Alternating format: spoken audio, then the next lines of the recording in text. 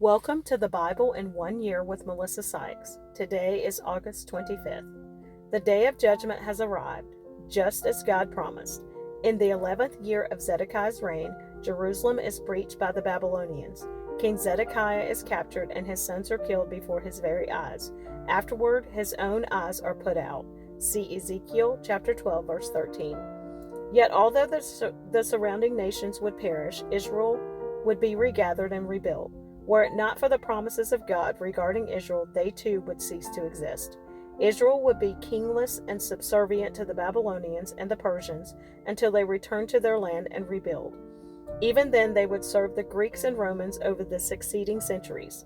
Then, when the King of the Jews appears, only a few would recognize and believe in him. Both testaments describe God as patient. See Numbers chapter 14, verse 18, and 2 Peter chapter 3, verse 9. Israel's persistent disobedience magnifies both God's slowness to anger and his faithfulness to his promises. The effect of Tyre's destruction, Ezekiel chapter 26, verses 15 through 21. This is what the sovereign Lord says to Tyre. The whole coastline will tremble at the sound of your fall, as the screams of the wounded echo in the continuing slaughter. All the seaport rulers will step down from their thrones and take off their royal robes and beautiful clothing. They will sit on the ground trembling with horror at your destruction. Then they will wail for you, singing this funeral song. O famous island city, once ruler of the sea, how have you been destroyed? Your people, with their naval power, once spread fear around the world. Now the coastlands tremble at your fall. The islands are dismayed as you disappear. This is what the sovereign Lord says. I will make Tyre an uninhabited ruin, like many others. I will bury you beneath the terrible waves of enemy attack. Great seas will swallow you. I will send you to the pit to join those who descended there long ago. Your city will lie in ruins, buried beneath the earth, like those in the pit who have entered the world of the dead. You will have no place of respect here in the land of the living. I will bring you to a terrible end, and you will exist no more. You will be looked for, but you will never again be found. I, the sovereign Lord, have spoken. The end of Tyre's story, Ezekiel chapter 27, verses 1 through 25. Then this message came to me from the Lord. Son of man, sing a funeral song for Tyre, that mighty gateway to the sea, the trading center of the world. Give Tyre this message from the sovereign Lord. You boasted, O Tyre, my beauty is perfect. You extended your boundaries into the sea. Your builders made your beauty perfect. You were like a great ship built of the finest cypress from Sinir. They took a cedar from Lebanon to make a mast for you. They carved your oars from the oaks of Bashan. Your deck of pine from the coast of Cyprus was inlaid with ivory. Your sails were made of Egypt's finest linen, and they flew as a banner above you. You stood beneath blue and purple awnings made bright with dyes from the coast of Elishah. Your oarsmen came from Sidon and Arvad. Your helmsmen were skilled men from Tyre itself. Wise old craftsmen from Gebal did the caulking. Ships from every land came with goods to barter for your trade. Men from distant Persia, Lydia, and Libya served in your great army. They hung their shields and helmets on your walls, giving you great honor. Men from Arvad and Helek stood on your walls. Your towers were manned by men from Gamad.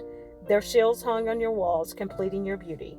Tarshish sent merchants to buy your wares in exchange for silver, iron, tin, and lead. Merchants from Greece, Tubal, and Meshech brought slaves and articles of bronze to trade with you. From Beth to Gamar came riding horses, chariot horses, and mules, all in exchange for your goods. Merchants came to you from Dedan. Numerous coastlands were your captive markets. They brought payment in ivory tusk and ebony wood. Syria sent merchants to buy your rich variety of goods. They traded turquoise, purple dyes, embroidery, fine linen, and jewelry of coral and rubies.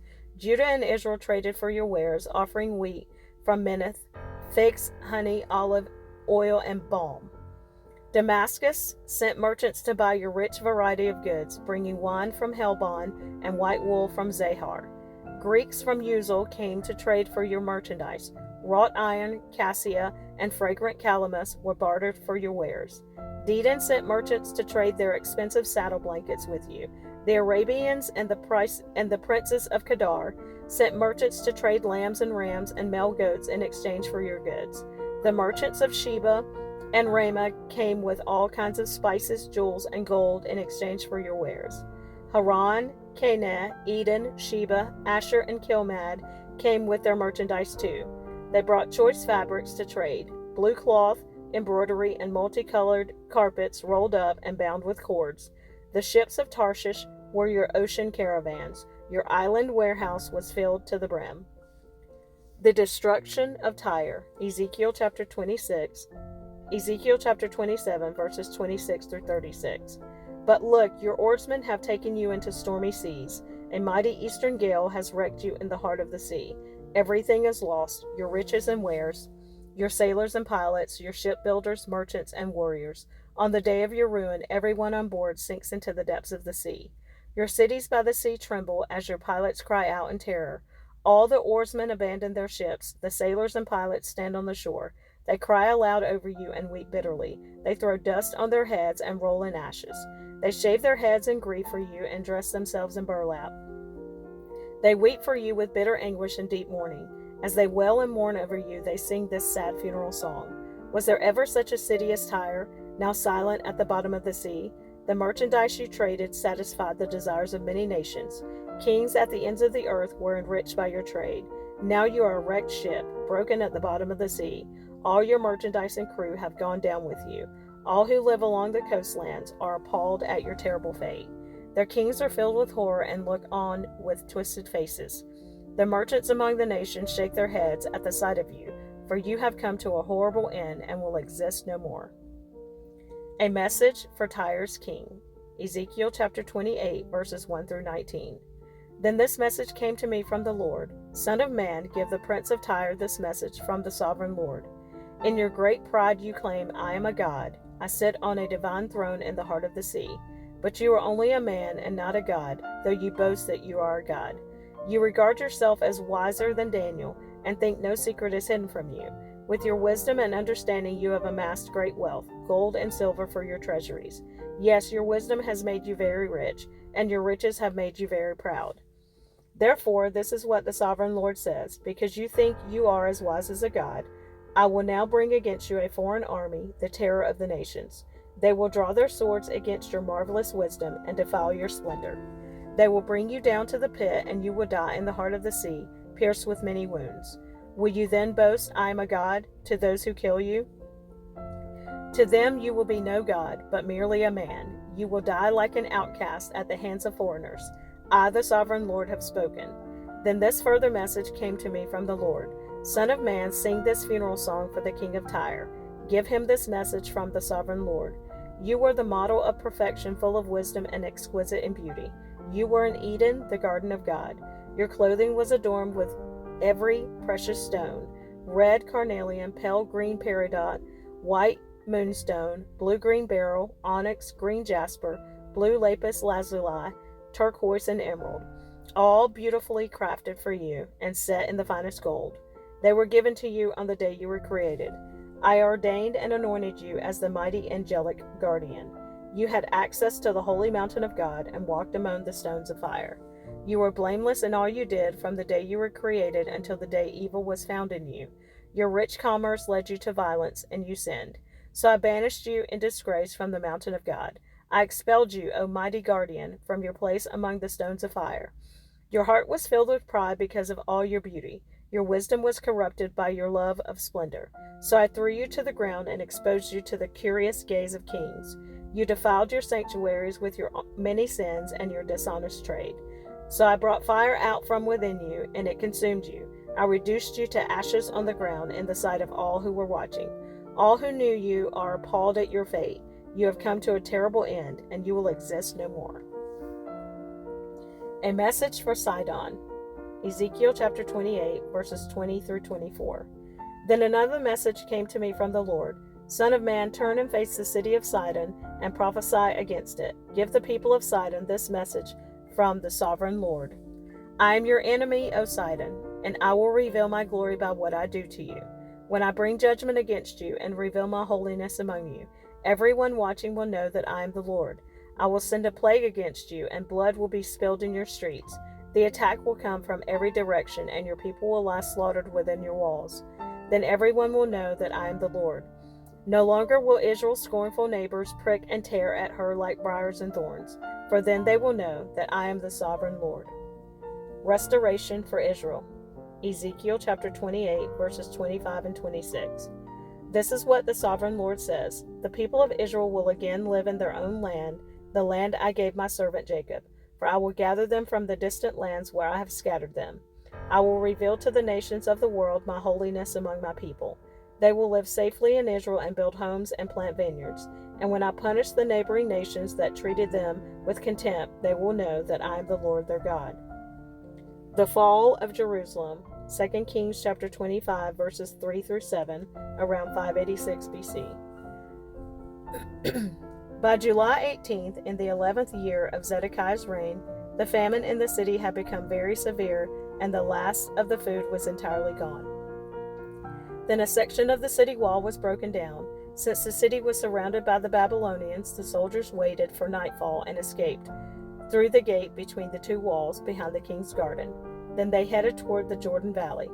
But the Babylonian troops chased the king and overtook him on the plains of Jericho, for his men had all deserted him and scattered. They captured the king and took him to the king of Babylon at Riblah, where they pronounced judgment upon Zedekiah. They made Zedekiah watch as they slaughtered his sons. Then they gouged out Zedekiah's eyes, bound him in bronze chains, and led him away to Babylon. Jeremiah chapter 52, verses 6 through 11. By July 18th, in the 11th year of Zedekiah's reign, the famine in the city had become very severe, and the last of the food was entirely gone. Then a section of the city wall was broken down, and all the soldiers fled. Since the city was surrounded by the Babylonians, they waited for nightfall. Then they slipped through the gate between the two walls behind the king's garden and headed toward the Jordan Valley. But the Babylonian troops chased King Zedekiah and overtook him on the plains of Jericho, for his men had all deserted him and scattered. They captured the king and took him to the king of Babylon in Riblah in the land of Hamath. There the king of Babylon pronounced judgment upon Zedekiah. The king of Babylon made Zedekiah watch as he slaughtered his sons. He also slaughtered all the officials of Judah at Riblah. Then he gouged out Zedekiah's eyes and bound him in bronze chains, and the king of Babylon led him away to Babylon. Zedekiah remained there in prison until the day of his death. Jeremiah chapter 39, verses 2 through 10. 2.5 years later, on July 18th, in the 11th year of Zedekiah's reign, a section of the city wall was broken down. All the officers of the Babylonian army came in and sat in triumph at the middle gate. Nergal-Sharezer of Samgar and Nebo-Sasakim, a chief officer, and Nergal-Sharezer, the king's advisor, and all the other officers of the king of Babylon. When King Zedekiah of Judah and all the soldiers saw that the Babylonians had broken into the city, they fled. They waited for nightfall and then slipped through the gate between the two walls behind the king's garden and headed toward the Jordan Valley. But the Babylonian troops chased them and overtook Zedekiah on the plains of Jericho. They captured him and took him to King Nebuchadnezzar of Babylon, who was at Riblah in the land of Hamath. There the king of Babylon pronounced judgment upon Zedekiah. The king of Babylon made Zedekiah watch as he slaughtered his sons at Riblah. The king of Babylon also slaughtered all the nobles of Judah. Then he gouged out Zedekiah's eyes and bound him in bronze chains to lead him away to Babylon. Meanwhile, the Babylonians burned Jerusalem, including the royal palace and the houses of the people, and they tore down the walls of the city. Then Nebuzaradan, the captain of the guard, took as exiles to Babylon the rest of the people who remained in the city, those who had defected to him and everyone else who remained. But Nebuzaradan allowed some of the poorest people to stay behind in the land of Judah, and he assigned them to care for the vineyards and fields.